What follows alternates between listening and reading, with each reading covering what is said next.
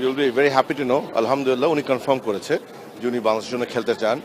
আমি আজকে সকালে ঘুম থেকে করে দেখছি অনেক সোশ্যাল মিডিয়াতে, বাট আই ওয়াজ ওয়েটিং যে আমি ওনার কাছ থেকে শুনি। সো আমি মেসেজটা ওনাকে ফরওয়ার্ড করি হোয়াটসঅ্যাপে, এবং উনি আমাকে অ্যারাউন্ড 2 PM আই থিঙ্ক, তখন তো অনেক সকাল ওখানে, বলে he has send me message যে উনি কনফার্ম করেছে যে হ্যাঁ উনি খেলতে চান। এখন ডিটেল আমরা আলাপ করবো ওনার সাথে আজকে রাতে কিংবা কালকে। ওনার পাসপোর্টের কি অবস্থা, ওটা কতক্ষণ সময় লাগবে না লাগবে, আমরা কিছু গ্রাউন্ড ওয়ার্ক করে রেখেছিলাম আগের থেকেই, বাট তারপরে গোয়িং ফরওয়ার্ড ওই প্ল্যানটা করব এবং ওনাকে ক্যালেন্ডার শেয়ার করব আমি।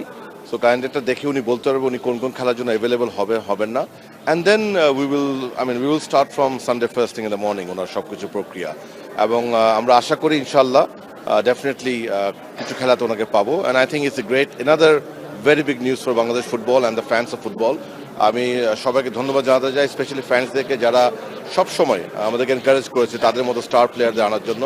এবং আমি ইন পার্টিকুলার সমিত সোম এবং তার ফ্যামিলিকে ধন্যবাদ জানাতে চাই, বিকজ উনি বারবার আমাকে বলেছিল যে হি নিডেড ফ্যামিলিজ কনসেন্ট।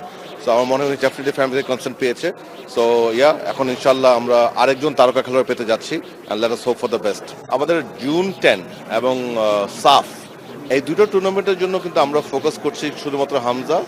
এখন সমিত যদি উনি পারেন, আমি তো জানি না ওনার প্রসেসটা কতক্ষণ লাগবে, we will try our best. কারণ আপনাকে এখানে বুঝতে হবে এখানে দুটো ফেজ আছে।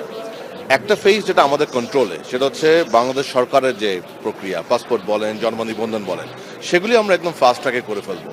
বাট ফিফার হাতে যেটা, ওটা আসলে আমাদের কন্ট্রোলে নাই। সো ফিফার ওখানে কতটুকু সময় লাগবে এটা আমাদের, we will try our best. But যদি ইনশাল্লাহ আমরা সব সুন্দর মতো করতে পারি, ডেফিনেটলি আমরা তাকে যত তাড়াতাড়ি সম্ভব চেষ্টা করব। সো উনি ছাড়া মেইন টিমের জন্য আমরা অন্য কারোর সাথে কথা বলছি না। হাউএভার আমাদের 28, 29, 30 জুন যে ট্রায়ালটা আমরা করছি, সেটি মূলত আমাদের ইয়াং ট্যালেন্টের জন্য।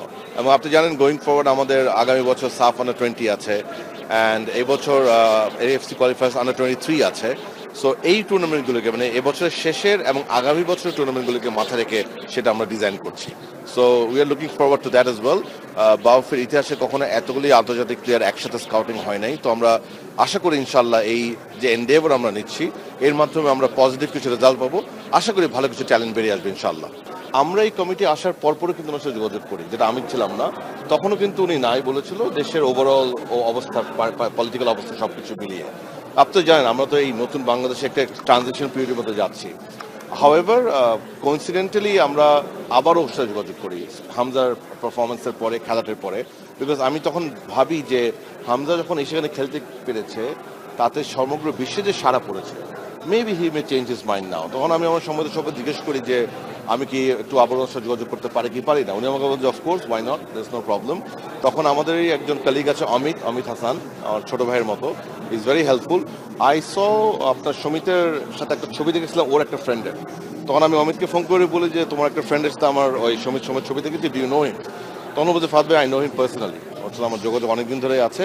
বাট ও একই কথা বললো যে ও তো আসবে না ফাদ, এর আগে তো বড় কথা হয়েছিল। আমি দেখো এখন যদি হামজা এসছে, এখন কি we don't lose anything, let's make it A try. তারপর আলহামদুলিল্লাহ ও যোগাযোগ করলেন এবং ও আমাকে ওনার অ্যাকচুয়াল ভয়েস মেসেজ পাঠালো দুবার, যে হ্যাঁ সেও আশা করছিল যে হামজার এই খেলার পরে হয়তোবা তাকে যোগাযোগ করবে এবং সে চাচ্ছে কনসিডার করতে, but they are depending on some situation. তো কয়েকটা কোয়েরি দিয়েছিল, সেগুলো আমরা জানিয়েছি। তারপর উনি এই মিড এপ্রিল পর্যন্ত সময় নিয়েছিল। ইনফ্যাক্ট আজকে রাতে ওর সাথে আমার কথা বলার কথা ছিল। আমার মনে হয় বর্তমান বাংলাদেশের যে বর্তমান যে perspective, which is a very positive thing. এবং একই সাথে ফুটবলের আমি আপনাদেরকে ধন্যবাদ জানাই যে মিডিয়া এবং সোশ্যাল মিডিয়াতে ফুটবলে যেভাবে পজিটিভিটি আসছে, I think this encourages people who are abroad. So আমি আপনাকে এর মধ্যে ধন্যবাদ জানাই। আমি সকল ফ্যানদেরকে ধন্যবাদ জানাই তাদের যে অ্যাপিল তাকে আনার জন্য। আই থিঙ্ক সব কিছু তাকে মোটিভেট করেছে। এখন আমাদের দেখার বিষয় হবে যে কতদিন লাগতে পারে আমাদের ওনার প্রক্রিয়াটা সম্পন্ন করতে, এবং তারপরে ওনার অ্যাভেলেবিলিটি কখন, যে কোন কোন খেলায় আমরা তাকে আশা করতে পারি। So will work on that now.